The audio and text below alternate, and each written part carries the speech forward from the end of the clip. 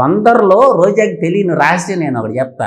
అతి త్వరలో రోజా జైలుకి పోబోతుంది. సిఆర్జీ చట్టాలు మెడకు ఉచ్చు బిగించుకుంటుండే రోజమ్మ టింగ్ టింగ్ అంట తిరుపతికొండ ఎక్కి దిగటం కాదు, 10 మందిని ఎత్తుకొని పోయి డబ్బులు కొట్టేసి కాదు. వెంకటేశ్వర స్వామి కాడ భక్తి కాదు, పాడు కాదు. ఆమెకి వెంకటేశ్వర స్వామి సుప్రభాతం చదవమను. ఆమె వెంకటేశ్వర స్వామి భక్తురాలు కాదు. పోయినప్పుడల్లా 10 మందిని వెంటేసుకొని పోతే వాళ్ళ కాడ కలెక్షన్ చేసుకుంటది. అందువల్ల ఏంటంటే ఆమె సొంత పర్యాటక శాఖలో జరిగినటువంటి అవినీతి కోకొల్లలుగా ఉంది. త్వరలో అది కూడా బయటికి రాబోతుంది.